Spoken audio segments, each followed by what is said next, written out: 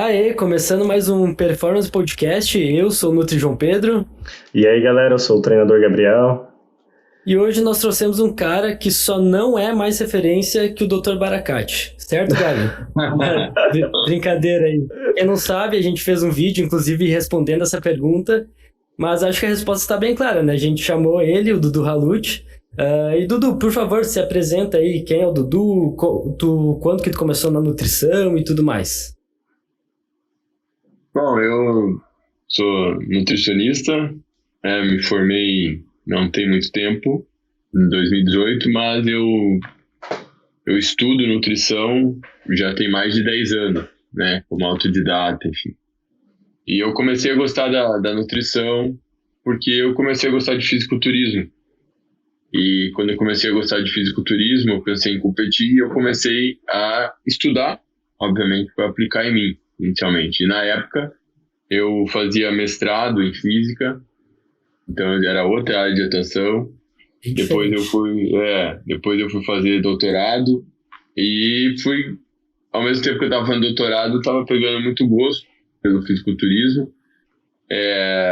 Cheguei a competir poucas vezes e comecei a pegar gosto por estudar, porque eu sou nerd já faz um bom tempo. Eu sempre, quando eu pego alguma coisa que eu gosto, eu começo a estudar muito. E foi assim com a nutrição, foi assim também com a parte de hormônios, de fisiologia, enfim. E aí chegou algum momento ali que eu fiquei num dilema, né? Eu continuava na física, ou se eu mudava de área completamente, e eu acabei optando por mudar de área porque eu não me sentia bom na física, né? Não me sentia que seria um diferencial. E na nutrição, no fisiculturismo, eu fui ganhando espaço, as pessoas gostavam dos meus textos, né, que eu escrevia. Na época era se não me engano, tu escrevia no blog Hipertrofiando? Isso. No Orkut, eu comecei a postar textos no Orkut, né, na antiga comunidade Fanáticos da Academia Musculação, tá, por 2009, 2010, 2011, depois em outros fóruns da internet, como Hipertrofia, né, que era o maior, e aí depois comecei a postar no Facebook. Então eu acredito que eu sou dos caras que mais escreveu texto sobre nutrição na internet e de forma consistente, né, porque eu nunca parei desde que eu comecei lá. Eu nunca tive um ano sabático, assim, para sempre estava escrevendo sobre hormônios, sobre nutrição, até sobre exercício, algumas vezes, teologia do exercício. E na época que tu fazia física, tu escrevia também, ou foi com a nutrição que tu começou a ter mais essa vocação, digamos, de escrever? Não, foi na época da física mesmo. Na época do meu doutorado, eu estudava mais nutrição do que física, na verdade. Principalmente depois eu fui desanimando com o doutorado com o tempo, né? Porque eu estava muito fanático por estudar tudo relacionado ao fisiculturismo, seja nutrição, seja hormônios, enfim. Então foi um momento ali um pouco difícil para tomar decisão, né? Eu levei mais de 2 anos para realmente falar, não, eu vou fazer nutrição, mas felizmente eu fiz uma ótima escolha. Com certeza. Já vinha pessoas, tipo, te perguntando, se tu fazia consultoria e tudo mais, quando tu escrevia? Já. Na verdade, eu comecei a dar consultoria antes de entrar na nutrição, mas eu dava consultoria mais voltada para a galera que me conhecia, que buscava estética e tal. Mas eu não vendia meu trabalho como nutricionista, né? Jamais. Porque as pessoas me pediam, na verdade, né? As pessoas me pediam. Então, a minha consultoria era mais voltada para a galera do fisiculturismo, né? E eu não divulgava, assim. Eu postava foto de atleta, tudo, mas eu não fazia divulgação. Tinha receio, né? Então, eu dou consultoria há bom tempo, né? Preparo atleta desde 2012, 2013, antes de entrar na nutrição. E tu, hoje em dia, tu atende, assim, em consultório, consulta online, ou tu é focado totalmente em Instagram, cursos? O meu foco hoje principal é a parte de ensino, né? Seja palestrando, seja como professor. Eu trabalho na Uniguaçu, né? Na pós-graduação da Uniguaçu, aí, que é uma das maiores do Brasil, é referência na parte da área de saúde. E lá eu também sou coordenador de alguns cursos de pós-graduação, né? Coordenador de 3 cursos lá, nutrição esportiva, emagrecimento e metabolismo, e uma nova pós aí que está abrindo de bioquímica, né? E também eu sou diretor lá da Uniguaçu, diretor de estratégia e desenvolvimento institucional. Então esse é meu foco principal hoje. Eu atendo 2 pacientes por semana online, para manter a prática, né? E obviamente ter material para as minhas aulas, porque querendo ou não, a gente sabe que as pessoas elas se encantam mais quando, além de apresentar a teoria, a gente traz a prática. Então, essa é uma das motivações que me fazem continuar a atender. O prazer maior é ensinando, com certeza. Sim, Legal. perfeito, porque daí, por exemplo, livro, cara, a pessoa consegue ler, né? Mas daí, tipo, tu lê o livro, lê os artigos, daí aplicou e viu como é que realmente funciona. Isso é, pra mim, total a diferença de um bom professor para um professor mediano, digamos, né? E muitos professores, talvez a maioria, não sabe fazer esse link entre teoria e prática. E eu acho que esse é um grande diferencial do meu trabalho, assim.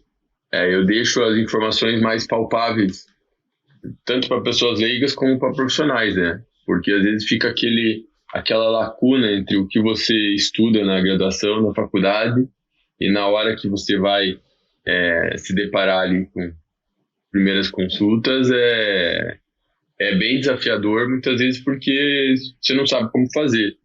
E porque muitas vezes os professores não deixam, né? Falam muito de recomendação, de diretriz e tal coisa, mas o cara não te ensina ali a atender na prática, fazer esse trabalho direto. Enquanto que eu sinto que falta em muitos temas, né? Eu sinto que às vezes falta profundidade, né? Por exemplo, você pega um livro de nutrição esportiva hoje, tem bons livros, obviamente, não? Mas normalmente os caras não se preocupam em ensinar a um profissional a fazer uma dieta para hipertrofia.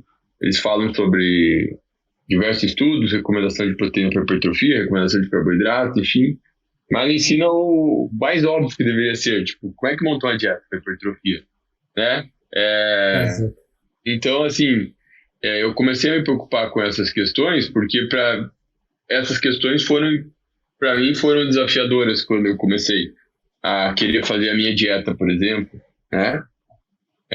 Então, é assim que eu tento atingir a galera. Perfeito, até mesmo na própria faculdade, montar um plano alimentar, uma dieta mesmo calculada, cara, é uma das últimas coisas que a gente vai aprender, às vezes só passa meio por cima, bem, bem foda. E seguinte, tu tem vários livros também, né? Tu tem outros conteúdos além da pós-graduação, vários cursos. Se quiser fazer teu jabá aí, dizer quantos e-books, quantos livros físicos tu tem? Então, eu tenho 3 livros. O livro Hormônios do Fisiculturismo, que eu publiquei em 2017, o livro Nutrição no Fisiculturismo, que eu publiquei em 2018, né? Eu queria publicar antes da minha formatura, e deu certo. E o último livro que eu lancei ano passado, Emagrecimento e Metabolismo, na minha opinião, é o meu favorito, né? Porque é fruto de uma maior maturidade, maior nível de conhecimento, então de uma área que eu gosto muito de estudar, que é a obesidade. Então, são 3 livros de assuntos diferentes, tem alguns pontos em comum, obviamente, porque são coisas que eu gosto de estudar muito. E eu tenho vários e-books também, né? Eu tenho, acho que 8 e-books, tem e-books em parceria, enfim. Os e-books, eles são materiais que acabam complementando o material dos livros, né? Tem conteúdos nos e-books que não tem nos livros e vice-versa. Embora os livros, no geral, eles tenham mais conteúdo. Escrever os livros sempre foi mais desafiador, porque cada livro levou mais de 1 ano. O de emagrecimento levou 3 anos. Então, esses são os meus principais materiais, né? E também aí, claro, tem vários cursos aí que eu tenho no Nutriflix, né? Uma plataforma hoje em parceria com o Felipe Almeida, É, e o Nutriflix, ele é uma plataforma de videoaulas mais direcionada para nutrição. Uma plataforma de videoaulas mais direcionada para nutrição, mas a gente aborda lá também outros temas relacionados à nutrição, como fala de hormônios, fisiologia, bioquímica, fisiologia do exercício, farmacologia. Então, essa plataforma a gente criou ano passado e tem tido muito sucesso, a galera gosta muito. Eu não sei se vocês já tiveram a oportunidade de assinar, mas é um produto que eu recomendo muito, porque eu mesmo eu gosto de assistir as aulas do Nutriflix, porque eu chamo professores para abordar temas que a galera normalmente tem muita vontade de assistir. Então é um produto bem foda, assim. Então é tipo um Netflix, né? Mais focado aí na parte de nutrição esportiva, nutrição clínica, fisiologia, bioquímica. Então é bem foda. Tem várias aulas e cursos lá, a pessoa paga um plano e assiste quantas vezes quiser a aula que ela quiser, enfim. E toda semana tem aula nova, professores são muito foda, então é um produto bem diferenciado aí. Eu já li teus 2 primeiros livros de nutrição e hormônios e, cara, o que eu mais curti é a linguagem, porque tu pega o complexo, e isso dá pra ver também nas tuas aulas, no Instagram, né, nos stories, que tu pega um conteúdo difícil, consegue assimilar, ser direto, ser simples, que até, por mais que teu foco seja profissionais, né, até um leigo consegue entender. Então, pra mim, eu acho que esse é o principal, é transformar o difícil de uma forma que o leigo consegue entender. Pra mim, esse é o mais... Eu acho que a didática, né, o mais difícil de aprender é saber ensinar de fato. Seguinte, Dudu, normalmente a gente escolhe um único tema para falar com cada convidado. Porém, a gente vai fazer diferente contigo. Ontem a gente pegou a caixinha de perguntas nos stories, várias pessoas mandaram várias perguntas e a gente quer fazer isso aí. Como tu fala de uma forma bem simples, então as perguntas das pessoas vão ser o que vai direcionar o nosso podcast hoje, beleza? Beleza, fechou. Vamos lá então. Porém, a primeira pergunta a gente não recebeu. Quem fez foi eu e o Gabriel. Já é uma pergunta um pouquinho mais polêmica, a gente queria saber. E daí a gente brincou ali do Dr. Baracate. Ontem nos stories tu desceu o pau no Paulo Musi, né? Tu printou lá, a gente viu. E, cara, a gente queria saber, tipo, na tua opinião, cara, porque... Tem um post que o Ney Felipe fez uma vez muito engraçado, cara. Era uma nutricionista no consultório, e aí ela falava, eu me formei em nutrição, mas o que eu queria mesmo é ser terrorista. E aí, sempre que eu vejo um médico falando merda, eu lembro desse mesmo meme. Eles se formaram em medicina, mas eles queriam ser nutricionista, né? Sempre estão metendo o pé em nutrição, muitas vezes falando besteira. Cara, qual a tua opinião, assim, sobre os médicos que falam tanta merda, cara? Pô, às vezes é umas coisas muito absurdas, sabe? Pô, como é que tu lida com isso? Então, as pessoas às vezes acham que, pela minha postura, que eu fico muito indignado, que eu fico puto, que eu não consigo dormir. Mas eu sou um cara... Eu entendo que isso faz parte do mundo, tá ligado? E eu não vou deixar o meu bem-estar pra me abalar com esse tipo de coisa. Então é normal também que quando a gente atinge um certo nível aí de reconhecimento, né? A gente se preocupa também em expor nossa opinião, colocar nossa opinião para as pessoas ouvirem, até porque muita gente me manda muita coisa, Dudu, comenta sobre isso e tal. E infelizmente, cara, isso daí não vai mudar, né? Sempre vai ter picareta, vai ter charlatão, porque o ser humano quer... O ser humano sempre está buscando uma facilidade, seja para ganhar dinheiro, para mudar a saúde. E como sempre tem gente buscando isso, sempre vai ter pessoas que vão ver nessa busca aí uma oportunidade para ganhar dinheiro. Então, claro que às vezes a gente pode discordar das pessoas por algumas questões pontuais, né, cara? Eu sou um cara assim, se eu pegar a prescrição aqui de um nutricionista e eu ver lá picolinato de cromo, multivitamínico, complexo B, algum fitoterápico, eu não vou achar um absurdo, assim, entendeu? Eu vou falar, cara, faz parte. tipo assim, o cara acredita em algumas coisas. Agora, quando você pega uma prescrição e você vê lá, por exemplo, muita coisa que não tem respaldo científico, aí você fica desconfiado, entende? Você fica desconfiado que essa pessoa está sendo enganada pelo médico, né? Ou pelo nutricionista que seja. E está sendo enganada no sentido que esse cara está prescrevendo esse monte de coisa inútil, muito mais para ele ganhar em cima do que porque ele realmente acredita naquilo, do que ele realmente aquilo funciona. O cara prescrever às vezes doses de suplementos ou de medicamentos que não tem impacto nenhum, né? Você fala assim, cara, não tem como esse cara não saber isso. Ele sabe o que ele está fazendo. E ele sabe que ele está fazendo isso para ganhar em cima. Né? E claro que eu sei que esses caras às vezes devem justificar na cabeça deles assim, a pessoa pode pagar, entendeu? Porque eu recebo pacientes, cara, que eu já recebi paciente aqui que o cara nem queria, não estava preocupado em que eu montasse uma dieta para ele. Ele queria saber se ele não estava sendo enganado pelo médico. E eu acho que é um trabalho gratificante também da minha parte. Às vezes, não servir, que o meu conhecimento não sirva só com a ideia de prescrever dieta ou fazer um acompanhamento nutricional, mas que muitas vezes seja algo que liberte a pessoa de um picareta, por exemplo.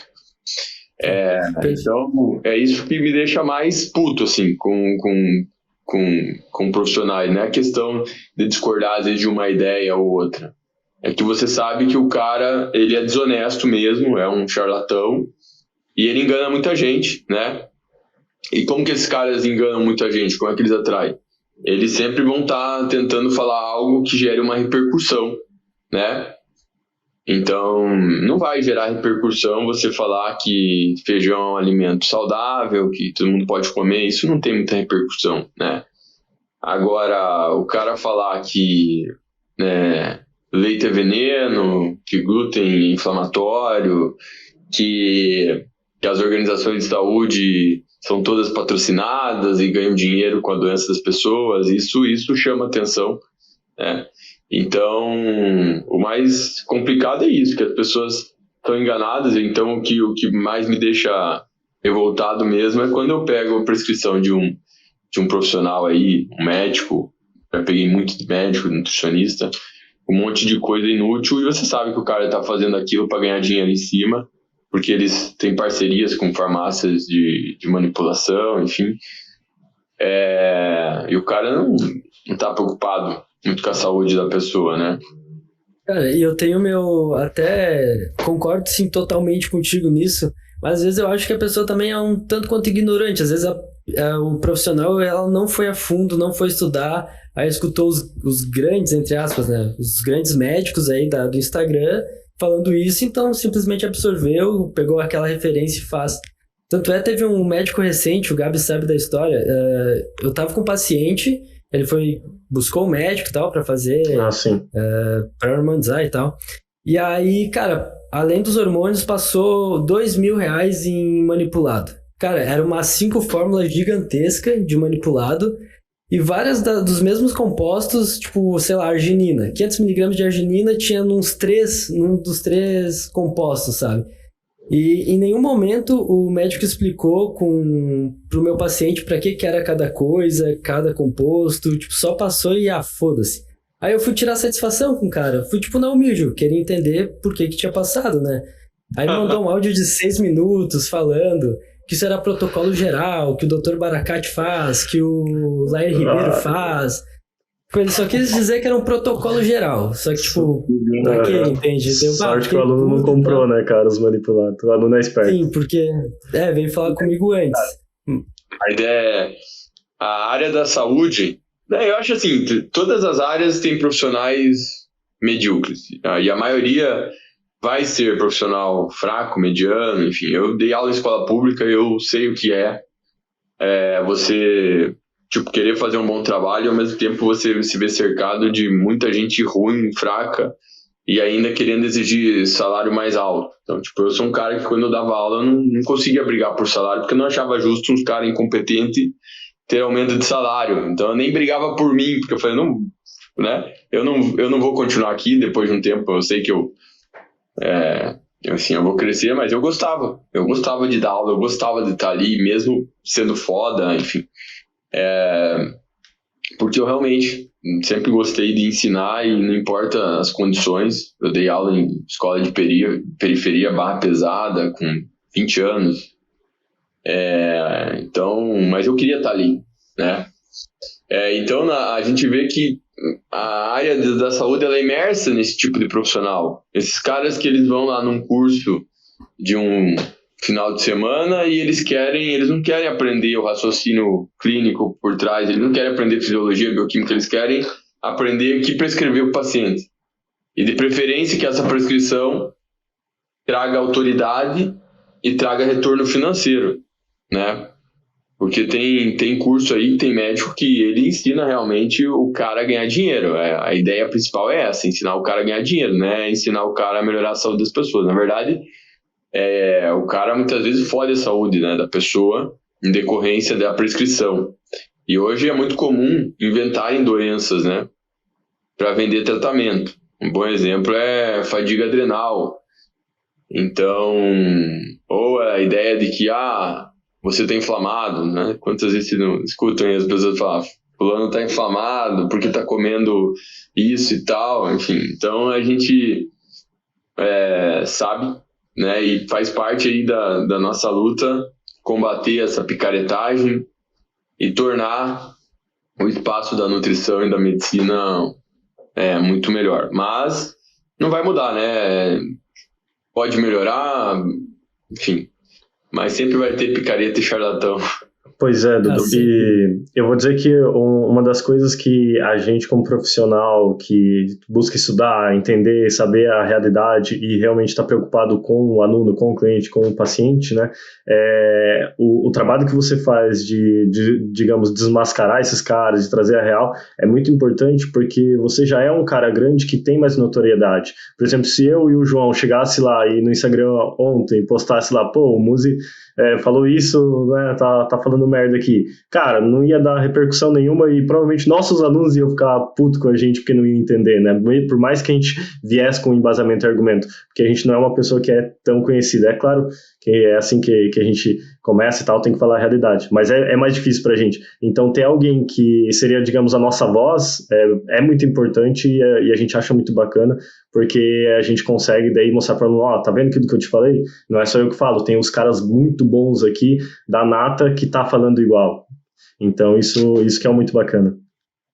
Eu falo por isso, só que assim, eu já comecei lá, e eu era mais porra louca lá atrás.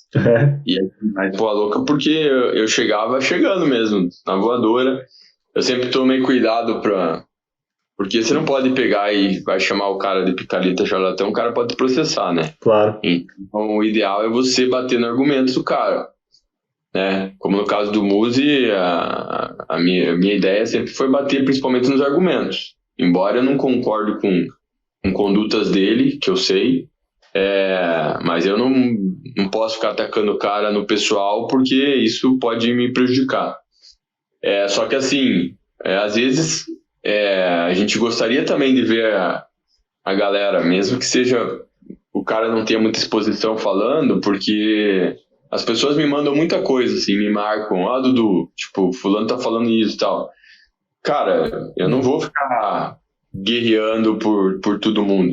Eu não sou maluco, porra. Também tenho minha vida, tenho que me preocupar com a minha qualidade de vida. Então, no caso dessa treta aí com o Muzi, já tem tempo que a gente tá discutindo sobre essa questão, a mesma questão, e na verdade o que eu vejo, assim, é que pelo ego dele, ele não vai voltar atrás de hipótese alguma, então ele vai continuar batendo no ponto, mesmo que ele veja que o ponto dele é inconsistente. Mas, enfim, para mim isso não tem importância, eu realmente só comentei ontem porque ele foi fazer um comentário lá no meu post, desmerecendo o artigo que eu escrevi junto com o Heitor, né? E, na verdade, ele tomou uma grande invertida do Heitor e minha, e enfim, até acho que acabou que o cara que tinha marcado ele apagou o comentário e sorte de quem viu. Sorte Isso aí eu não cheguei a ver. Também não. Né, mas assim, eu entendo que tipo, as pessoas admirem o Muzi, eu entendo que ele tem o reconhecimento que ele tem, porque eu já fui amigo dele alguns anos, né? Então, quando eu critico ele, assim, da forma que eu critico, é porque eu conheço ele melhor do que a grande maioria das pessoas, e por isso que eu não gosto do que ele faz, não gosto do que ele prega, e tipo, uma coisa que não é só uma questão de divergência de ideia, né? Então eu tenho outro lado da história, né? Que obviamente não cabe a mim aqui ficar expondo, mas sempre que ele me provocou algo do tipo, eu pelo menos coloquei em parte que ele realmente fala muita bobagem, né? Ele extrapola na fisiologia, né? E, cara, chega uma hora que fica difícil, né? Eu fui amigo dele um bom tempo, mas eu não sentia que ele era meu amigo de verdade. E também, uma coisa que muito me incomodava era as coisas que ele falava em relação à nutrição, hormônio. Chega uma hora que a galera fala, e aí, Dudu, o Muzi falou isso, o que você acha? E aí você fala assim, porra, o cara é teu amigo, tu vai falar uma merda? Então é melhor não ser amigo desse cara, porque você sabe que o cara tá falando um monte de merda e não dá pra você ficar passando pano.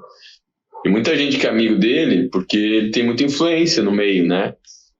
Então, eu entendo que é difícil a pessoa, às vezes, deixar de ser amiga do cara, porque ele é um cara muito legal para quem é próximo. Só que eu sei os podres, né?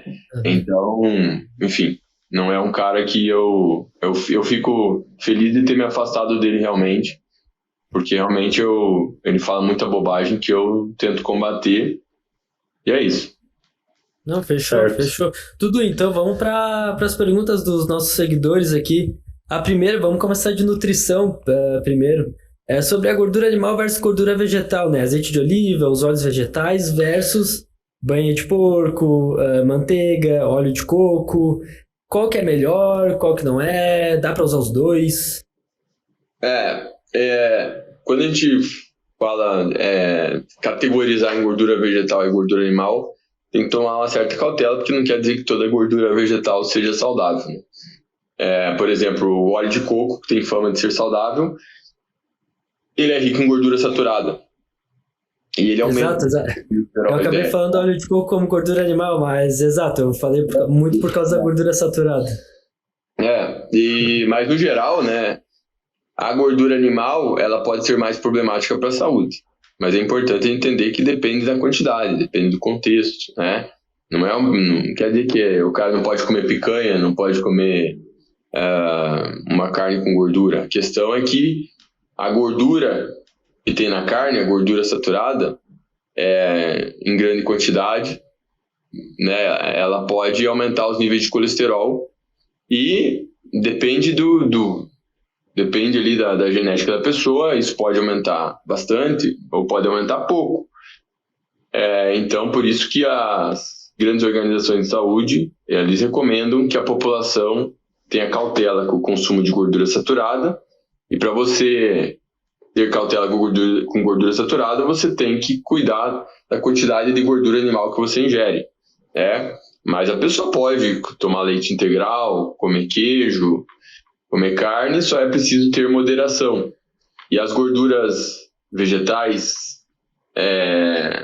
os óleos vegetais não tropicais, as oleaginosas, o abacate, esses alimentos são fontes de gorduras mais saudáveis, que são as gorduras monoinsaturadas e poliinsaturadas, que são gorduras que têm potencial para reduzir o colesterol quando substitui a gordura saturada e reduzir o risco cardiovascular.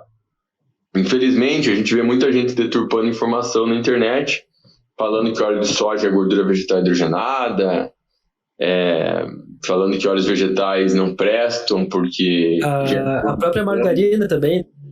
Eu ia perguntar isso também. Que óleos vegetais geram inflamação, isso não tem evidência em humanos, né? Não tem, na verdade, estudos mostram justamente o oposto, que o aumento do consumo de de ômega 6 que está presente nos óleos vegetais, mas também nas oleaginosas. Ele reduz os níveis de colesterol LDL, e a gente sabe que a redução do LDL reduz o risco cardiovascular. Isso a gente sabe por uma série de tipos de estudo, não é por um estudo só. Estudos farmacológicos, estudos genéticos, estudos em animais, que mostram que um grande consumo de gordura saturada causa aterosclerose e leva à mortalidade cardiovascular. E quando você reduz a gordura saturada e aumenta as gorduras mono e poliinsaturadas, você reduz o colesterol e o risco cardiovascular. Então isso é bem consolidado na literatura, e normalmente quem fala o contrário acaba distorcendo informações relacionadas a isso, né? A questão da margarina, assim, é que normalmente se compara a margarina com a manteiga, que seria substituto. Porque a margarina também não é um alimento lá muito saudável, né? Mas em comparação à manteiga, os estudos mostram que você tem uma maior redução do colesterol quando você troca a manteiga pela margarina. E como a gente sabe que o LDL é um fator de risco cardiovascular, que é passível de intervenção, então a margarina seria uma opção melhor. Agora, a pessoa pode comer manteiga, tudo depende da quantidade, né? Agora, uma pessoa que tem um colesterol alto, aí ela tem que se preocupar mais com a quantidade de gordura saturada que ela está ingerindo, e aí, obviamente, não seria uma boa ideia ter manteiga na dieta, fazer os alimentos com banha de porco, ou usar óleo de coco. Seria muito melhor que usasse as gorduras mais saudáveis, ricas em ômega 9, ômega 6 e ômega 3. Tá, E entre o... justamente, que aproveitando essa parte da gordura de porco, o óleo de coco, é algo que entra muito em discussão, por exemplo, no meio da minha aula ali, estou treinando o aluno, vem, como é que tá a alimentação, daí, mas agora estou cozinhando mais com óleo de coco, ou com a gordura do porco. Seria pior, né, considerando esse risco cardiovascular, etc., do que, por exemplo, estar cozinhando com azeite de oliva. É que o argumento deles é que o azeite de oliva, depois quando você vai utilizar para cozinhar, ele também fica saturado, né? Não, mas isso não é verdade. Isso é fake news. Sim. Os óleos vegetais, se eles forem aquecidos várias vezes, e aquecidos e aproveitados, eles podem produzir substâncias tóxicas. Mas, cara, não é fritando uma batata, fritando alguma coisa ali que você vai gerar problema, né? Agora, você vai comer lá um pastel que o cara usou óleo várias vezes, né? Uma pastelaria, o cara queimou o óleo, reaproveitou o óleo. Aí sim, é mais problema. De qualquer forma, né, a gente sabe que não é legal ninguém ficar se entupindo de fritura, mesmo que seja fritura em gordura saudável. Uhum. Mas se for usar ali gordura nos alimentos, para fazer arroz, para fazer feijão, para grelhar uma carne, seria melhor já optar por esses óleos vegetais mais saudáveis, né?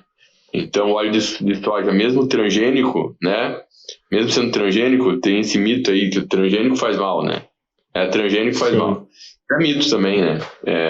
Não tem total segurança para se usar o óleo de soja. Na verdade, as pessoas entendem que o alimento transgênico ele foi feito dessa forma justamente para ele ser mais resistente a pragas e não precisar de ficar usando agrotóxico, né? Então, enfim. Não, perfeito.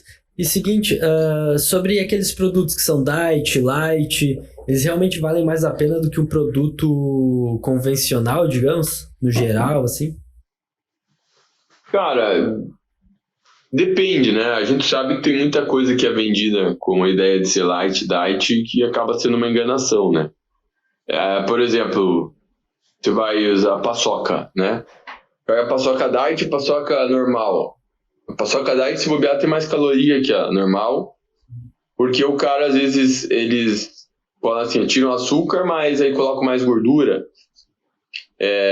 ou colocam maltodextrina, sabe? Então, acaba sendo meio que um alimento meio fake, assim. Agora, tem alimentos chocolate também, chocolate zero é a mesma coisa. E assim... Agora, tem opções interessantes, né? Que tem alimentos ali que, vamos supor, você vai comprar um cream cheese ali, ou um requeijão, né? Usar um light vai ser melhor, vai ter um menor teor de gordura, né? Você está buscando uma dieta para emagrecimento, é uma boa opção. É legal que a gente tenha produtos derivados do leite com um perfil menor de caloria, embora você pode consumir leite integral na sua dieta, mas se você busca emagrecimento, talvez seja uma opção melhor usar um leite semidesnatado, um iogurte semidesnatado, desnatado. Então, estrategicamente, esses alimentos podem ter um espaço legal na alimentação. Então, tudo vai depender do alimento, né? Vocês sabem. A gente sabe que a indústria, ela quer vender. Muitas vezes, ela vai vender com um pressuposto ali de que aquele produto vai vender pela propaganda que ele vai fazer e não pelo bem que ele vai fazer. Cara, que eu vejo assim dos produtos Diet Light, a ideia é a pessoa que vai tá indo comprar ler o rótulo, né? Comparar mesmo o rótulo do normal, do convencional, pro Diet, pro Light, porque sempre no rótulo vai estar escrito, que nem o requeijão Light, 25% reduzidos em gordura. Tem uns que são light, só que é só reduzido em sódio, por exemplo. Então o ideal é sempre comparar, ler rótulo por rótulo para ver qual que compensa mais, né? E tem coisa que você fala assim, vou comprar um ketchup zero, cara, mas o ketchup nem tem muita caloria, então só... Exato. Entendeu? Exato. Então pega um ketchup ali mais com ingredientes naturais, mais saudável do que pegar um negócio aí cheio de aditivo, né? Então é isso que as pessoas têm que entender, né? Então esse é o tipo de coisa que é difícil um leigo entender, né? É difícil, para nós que somos nutricionistas, é mais fácil a gente fazer esse tipo de discriminação. Isso aqui é light, mas é legal, isso aqui é light e não é vantajoso. Um bom exemplo são assim, as bebidas zero, né? As bebidas zero açúcar, elas ganharam muito espaço. Só que, por que essas bebidas zero não vão resolver? Muitas vezes não vão facilitar a pessoa perder peso. Às vezes pode, né? Porque muitas vezes a pessoa que não tem uma boa orientação profissional, ela muitas vezes vai lá, para de tomar a Coca normal, começa a beber a Coca zero. Mas esse alimento, ele não inibe o apetite. Então, se a pessoa tiver com resistência à insulina, tiver com dificuldade de ter saciedade, né? Os mecanismos de controle de fome, saciedade, prazer desregulados, esse indivíduo tomando a Coca zero, tomando a Coca normal, ele vai acabar ingerindo a mesma quantidade de calorias. A questão é que quando ele toma a Coca zero, ele vai lá e em compensação ele come mais doces depois, entende? Né? Claro que você pode fazer isso de forma consciente. Né? Eu sou um cara que eu faço isso de forma consciente. Eu prefiro tomar a Coca zero, hoje eu já gosto mais do sabor dela, para comer às vezes um pouco mais de doce do que não. Mas quando você não faz isso de forma consciente, é muito mais... a chance de você ganhar peso ou não ter resultado nenhum é muito maior. Porque um problema das bebidas com adoçantes também é que elas prejudicam o paladar, né? Então, quando você adapta teu paladar, por exemplo, a experimentar muito o sabor desse tipo de adoçante, ou muito adoçante, acaba que os produtos, os alimentos naturais, eles acabam perdendo a graça. Então, é como se você você sinaliza para o cérebro que tem um sabor doce, mas não vem caloria, né? O teu cérebro é como se ele cobrasse isso de alguma forma, e a pessoa acaba compensando essas calorias que não vieram dessa bebida em algum momento posterior. Então, é por isso que esse tipo de alimento não vai salvar a gente da epidemia da obesidade, e alguns estudos mostram até que podem estar associados a problemas metabólicos. Então, a gente precisa ter cuidado, né? Porque eu acho que é melhor a pessoa trocar a Coca normal pela Coca zero, mas isso tem que ser feito de forma consciente em relação a toda a alimentação dela. Porque a gente sabe que o diferencial não é mudar um alimento, é mudar o padrão alimentar. O diferencial é mudar o estilo de vida, né? As pessoas estão preocupadas qual exercício é melhor para perder gordura, qual alimento faz tal coisa, mas na verdade o aspecto mais importante é a mudança comportamental relacionada ao padrão alimentar e ao estilo de vida, né? Perfeito. O que eu vejo muito, sim, sobre a Coca Zero que você estava falando é mais por redução de danos também. Digamos, na refeição livre, vai comer um hambúrguer e a Coca normal? Melhor tomar a Coca Zero mesmo, já vai dar uma 100, 150 calorias a menos, né? Mais por redução, às vezes. É melhor se isso for feito de forma consciente, né? Exato. Porque normalmente a pessoa que faz essa troca de forma inconsciente, ela fala assim, se comesse a Coca... Se tomasse a Coca normal, não teria mais calorias. Só que o que acontece? A pessoa toma a Coca Zero às vezes, e ela vai lá, ela come a sobremesa. A outra que toma a Coca normal tem menos fome, porque comeu mais calorias. Então acaba que, se não for feito de forma consciente, isso não vai, obviamente, ter efetividade, né? Tanto que é claro que as bebidas com açúcar estão mais associadas a ganho de peso no longo prazo, mas pensando em emagrecimento, você não vai resolver isso normalmente só com essa substituição, se ela não for feita de forma consciente. Se ela for feita de forma consciente, né, planejada, a pessoa entendendo ali que está reduzindo caloria fazendo isso, que ela precisa ter cautela também com o uso. Eu quando faço a prescrição, eu falo para os meus pacientes, olha, pode beber uma bebida zero por dia, né? Mas eu não deixo à vontade, porque eu sei que não é legal para o controle do apetite. Sim, perfeito. Acho que teu discurso até casa bem com a próxima pergunta.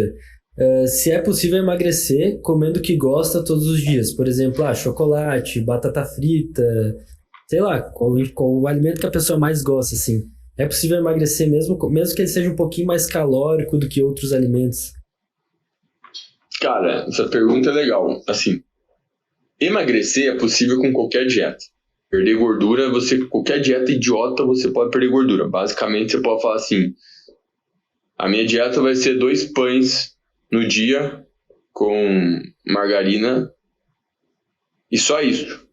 Beleza, se você se propor a fazer isso, você, até certo ponto, você consegue, porque uma hora vai ficar difícil tentar isso. Então, a mesma coisa com outras dietas aí, que tem dieta do HCG, dieta carnívora, enfim. Então, assim, perder peso, perder gordura, emagrecer no primeiro momento, você consegue qualquer dieta. Você consegue, tem vídeo aí do cara que emagreceu comendo McDonald's. Sim. A questão é que isso não é sustentável. O que é sustentável para manter emagrecimento é uma alimentação saudável. Então, assim, a gente pode, obviamente, se permitir a comer alimentos que a gente gosta numa alimentação normal, mas jamais isso pode ser a base da dieta, né? Porque, num primeiro momento, manter o déficit calórico para emagrecer é algo que a gente consegue, e em parte, o que ajuda é a motivação do resultado. Mas quando fica difícil perder peso, quando a fome está aumentada, quando o metabolismo já reduziu bastante, é difícil você sustentar aquele tipo de alimentação. Até porque os mecanismos de prazer e de controle de fome e saciedade, eles estão interligados, né? A gente não come só porque tem fome, mas a gente tem prazer também nos alimentos. Então, quando você está fazendo uma dieta e você come um alimento que é muito prazeroso, normalmente rico em gordura e açúcar, é mais difícil você se controlar em relação a comer aquele alimento. É muito mais difícil você ter um autocontrole comendo um prato de arroz com feijão e um frango com salada, do que você ter um autocontrole comendo um cheeseburger com batata frita, enfim.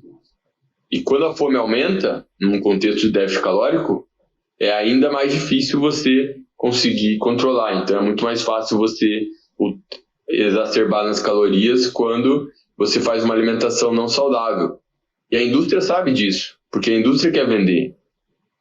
Eu não falo que é uma maldade, a indústria não quer foder a saúde das pessoas, eles querem vender, né? Então como é que vende?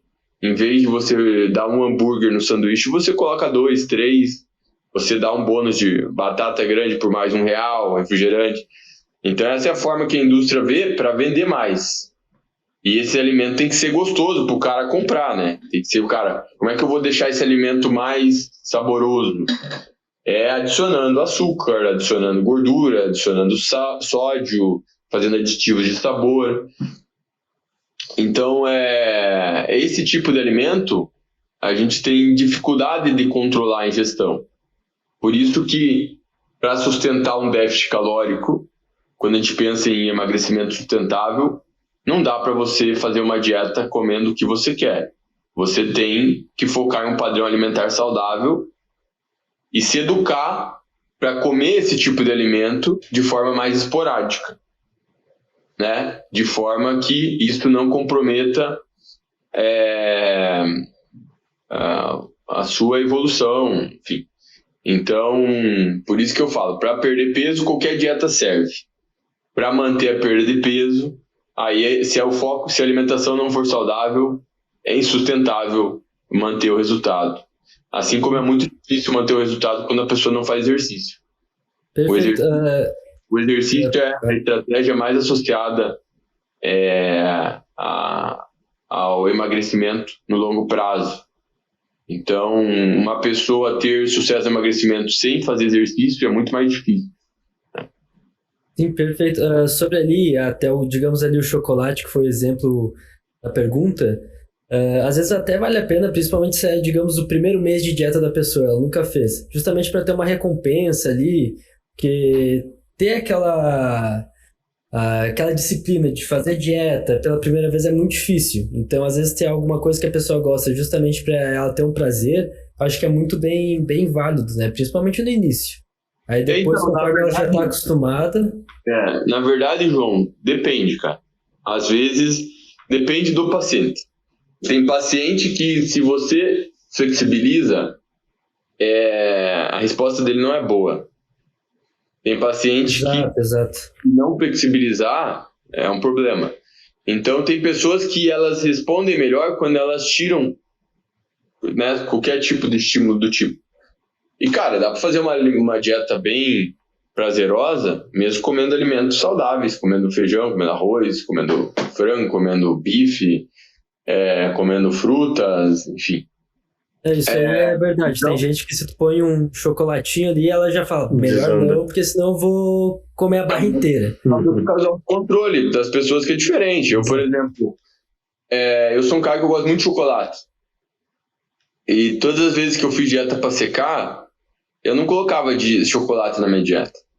Eu colocava, por exemplo, paçoca, doce de leite. Porque o chocolate, para mim, sempre foi mais difícil controlar. Entendeu?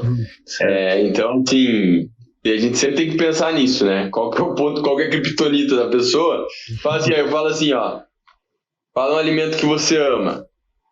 Porque esse não é legal ter uma dieta para emagrecimento. Mas um alimento que você gosta, que você come tranquilamente, que você consegue se controlar, beleza. Aí é mais tranquilo. Então, assim, isso tudo é algo que deve ser ajustado individualmente, né? Eu, por exemplo, eu pego muita gente que vem de outro profissional ou veio fazendo dieta, aquela dieta mais engessada, sabe? Tirava leite, tirava glúten e tal.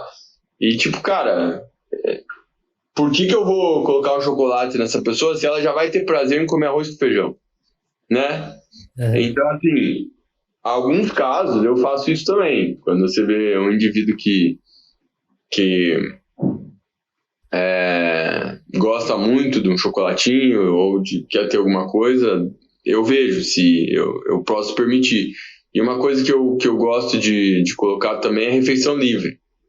Então, toda semana eu coloco uma refeição livre, mas eu estipulo ali para a pessoa, né, que essa refeição livre tem que ter uma determinada quantidade de calorias, né? Eu dou uma orientação básica sobre isso e falo para ela colocar essa refeição ali no lugar de 2 refeições da dieta. Então, essa refeição livre pode ter ali 1.200, 1.500 calorias, que não vai comprometer os resultados, né? Então, eu gosto, né? Mas a minha dieta, no geral, ela já oferece bastante variedade de alimento. Então, dá para seguir tranquilo. E eu acho que esse é o ponto, né? A gente tem que pensar assim, isso está ajudando na adesão ou não está? Porque às vezes a própria refeição livre em algumas pessoas pode estar atrapalhando a adesão. Às vezes a pessoa vai responder melhor quando ela não tem nenhum tipo de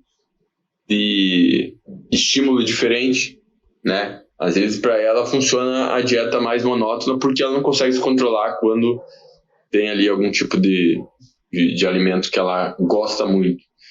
Então, um cara que fala muito isso aí é o Felipe Almeida, o Marco Alexandre, eles falam sobre isso, né?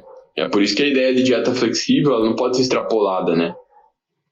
Tem gente que vai responder super bem, mas tem gente que essa flexibilidade não vai ajudar, vai atrapalhar. Perfeito. Indo para a próxima pergunta, então, o arroz que fica na geladeira, o arroz resfriado, né? Ele é melhor? Isso também serviria para outros carboidratos, que nem batata, mandioca, macarrão?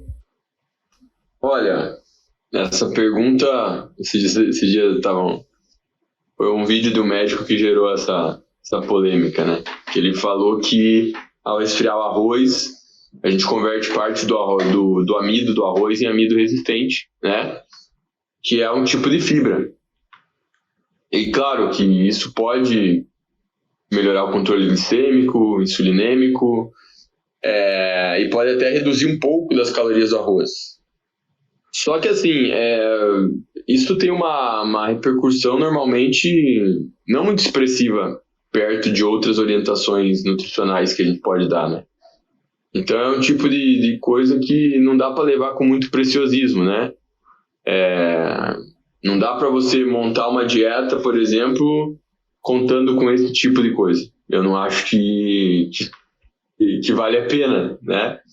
É uma informação interessante, principalmente se você pensa numa pessoa que gosta muito de comer arroz, um indivíduo com diabetes, mas a gente sabe que não vai controlar a doença só com esse tipo de estratégia. Você vai precisar de muito mais estratégia para você focar em melhorar o controle glicêmico e insulinêmico desse indivíduo, tá? Então, o que eu sei é que no arroz a gente tem esse aumento. Em outros alimentos, eu não sei se isso tem muita... Se tiver, muito menos relevância que o arroz, né? Algumas pessoas até comentaram assim, o médico falou que reduz 40% das calorias. Nossa, nem longe disso, né? Normalmente reduz muito menos porque o próprio amido resistente também tem caloria. Então, não tem uma redução de caloria expressiva que vá trazer uma vantagem grande, né? E em relação que ele pode melhorar um pouco o controle glicêmico, só que assim, como eu falei, qual a relevância disso? É muito mais relevante você se preocupar em colocar uma leguminosa junto com esse arroz, colocar vegetais junto, do que resfriar o arroz, comer ele depois, porque tem um pouco mais de amido resistente. Seria tipo, por exemplo, mais que eu vejo assim na prática, mais por consequência, né? Faz as marmitas, acaba congelando, deixando na geladeira, do que pensar em fazer o arroz para deixar na geladeira, né? Sim. É isso. Como é que a gente tá de tempo, Gabi? 1h20 agora, tem quase 1 hora de podcast. É que a gente deu uma pausa ali, tá? Não, fechou. Seguinte, acho que vamos para a última pergunta ou dá para tocar mais um pouco, Dudu? Dá pra fazer mais umas 2 aí, escolhe bem, hein? Beleza, vamos fazer mais parte hormonal que faltou e tal. Tá, fechou. Seguinte, a gente tem aquele termogênicos no geral, né? Tem a parte de suplementos, tem as partes de fármaco mesmo. Falando primeiro sobre os suplementos, eles realmente são eficazes usar termogênico para uma pessoa emagrecer? Cafeína, ioimbina, chá verde, pimentas, né, capsiate e tudo mais. Realmente vai funcionar? Não funciona para emagrecimento esse tipo de suplemento. Não tem muito respaldo científico, embora algumas pessoas alegam que respondem um pouco com ioimbina. Mas a gente não tem muito respaldo científico, né, para usar ioimbina. E mesmo que tenha algum efeito, é pequeno. A cafeína, chá verde, a capsaicina, enfim, eles têm um efeito muito pequeno no gasto energético também. Vai aumentar lá 50 calorias e olha lá no gasto calórico, então acaba não tendo vantagem. Agora a gente sabe que a cafeína ela tem efeito ergogênico, ela pode melhorar a performance, então isso faz com que seja um suplemento relevante nesse aspecto. Mas como termogênico pensando em emagrecimento, não seria interessante, né? Os termogênicos que realmente podem promover perda de gordura, eles são mais perigosos porque eles sobrecarregam o sistema cardiovascular, como é o caso dos hormônios tiroidianos, o clenbuterol, a combinação de efedrina com cafeína e aspirina. Só que isso não tem recomendação para uso terapêutico, né, pensando em emagrecimento, porque traz riscos ao sistema cardiovascular, né, usar esse tipo de estimulante, né. Mas os fisiculturistas utilizam, né, e nesse sentido, pelo efeito de perda de gordura, pelo menos temporariamente, funciona. Só que normalmente quando você tira esse estímulo farmacológico, o que acontece? O metabolismo vai reduzir, assim como o estímulo farmacológico aumentou o metabolismo, você tirar o fármaco vai reduzir o metabolismo, né? É que nem quando você treina, enquanto você treina, você tem o estímulo do treino, as repercussões metabólicas do treinamento. Claro que diferente do exercício, do termogênico, são repercussões que geram um benefício da saúde, mas se você interromper o estímulo do exercício, você perde os benefícios do exercício, né? A maior parte desses benefícios em questão de poucas semanas e meses, né? Não, perfeito. E outra coisa, outros medicamentos que, cara, é extremamente comum a pessoa chegar no consultório falando que tomou ou que ainda está tomando Ozempic, Victoza, são medicamentos utilizados para tratar a obesidade, né? Então, mas uma pessoa comum, às vezes eutrófica, né, já está utilizando. Cara, vale a pena, porque a princípio não precisa de receita, né? Então, infelizmente, uma coisa que acontece com os medicamentos da obesidade é a banalização. E essa banalização, ela parece ser inevitável, né, cara? Porque a gente vive uma epidemia da obesidade, as pessoas querem perder peso, e elas querem perder esse peso, gordura, com o menor sacrifício possível. Então, elas veem no medicamento uma salvação, uma alternativa. E muitas pessoas que estão utilizando, elas não são obesas, mas elas estão insatisfeitas com o corpo, né? Então essa banalização, infelizmente, eu acho que isso não vai mudar, né? Porque a gente tem muito profissional picareta e ruim no mercado, e esses profissionais veem nesse tipo de medicamento uma arma para fornecer resultados ilusórios e rápidos, né? E de fácil prescrição, né?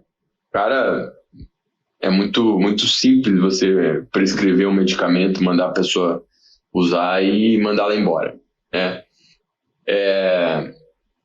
E aliado a isso, né, a pessoa vai ter um resultado ali, o cara já entocha mais uma formulação lá gigantesca, ganha dinheiro em cima, e a pessoa acha fantástico, porque ela vai ter resultado nos primeiros meses, resultados expressivos, mas são resultados que não são sustentáveis, né? Então, assim, porque o que acontece?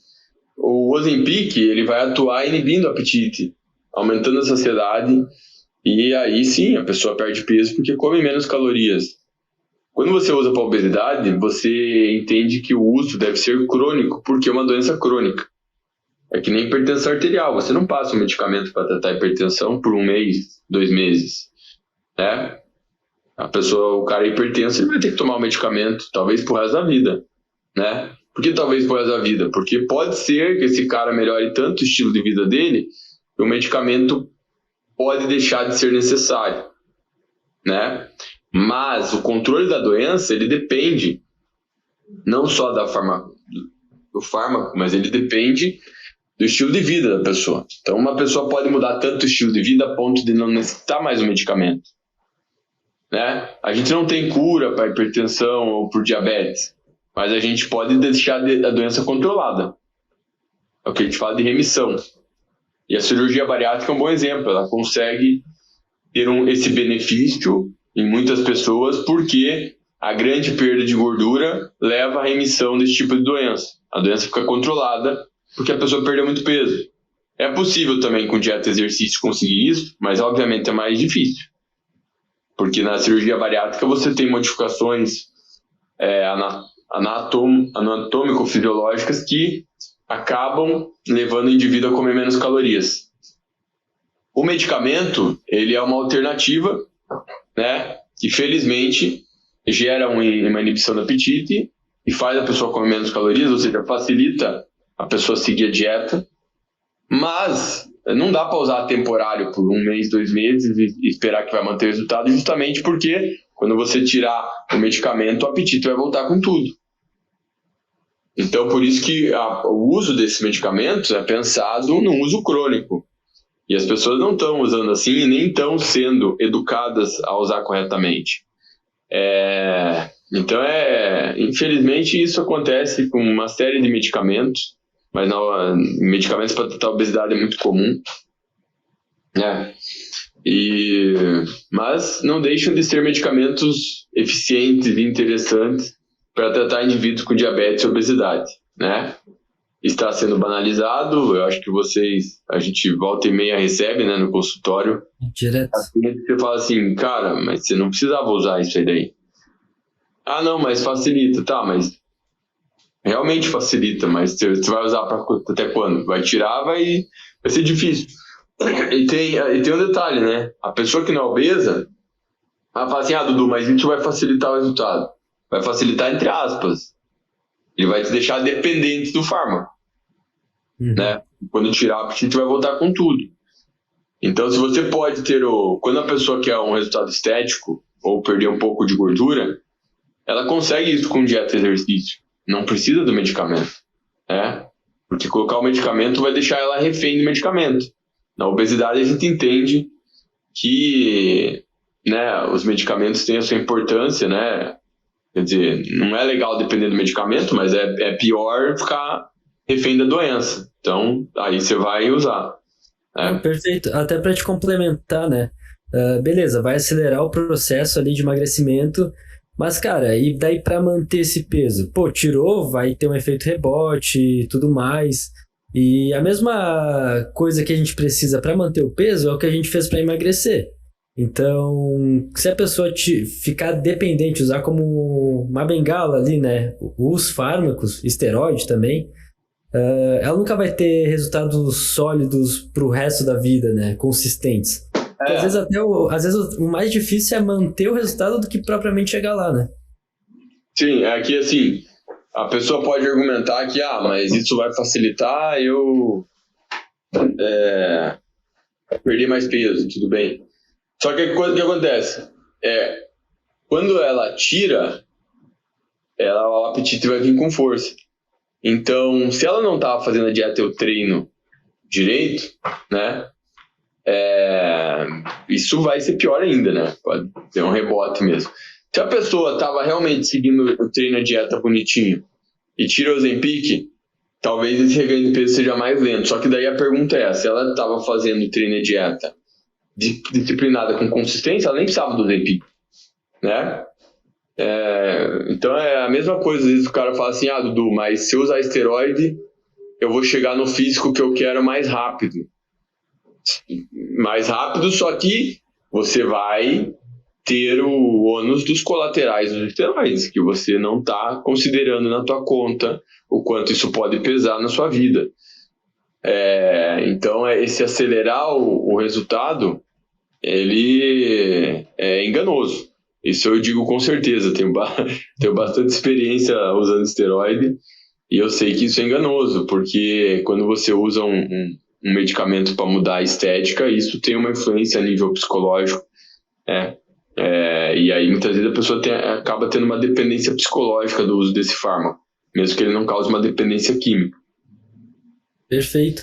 Cara, acho que foi bem respondido. A gente tinha mais o dobro de perguntas aí que nos enviaram.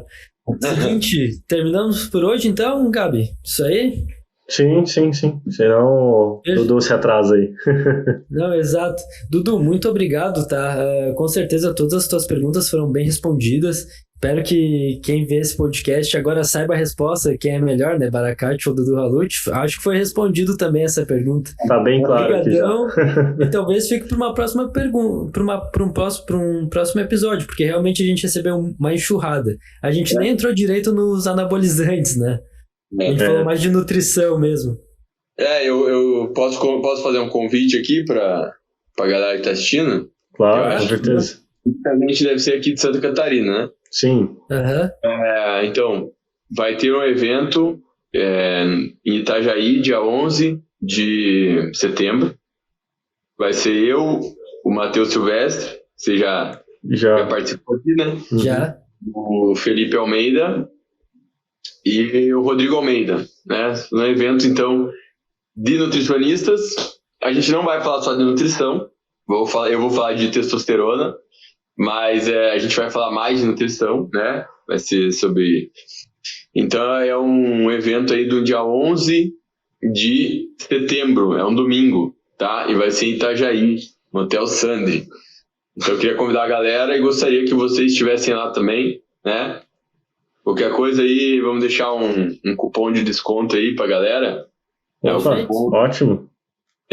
Da Hipertrofia 10. Dá pra deixar depois na legenda o link e tal. Vou deixar aí na descrição, pode deixar. Tá bom? Então não perca a oportunidade aí que o evento vai estar muito foda. O conteúdo vai ser de alta qualidade e com grandes referências aí na nutrição aí a nível nacional. Fechou, obrigadão, Dudu. Até mais. Obrigado, Dudu. Valeu, prazer. Abraço.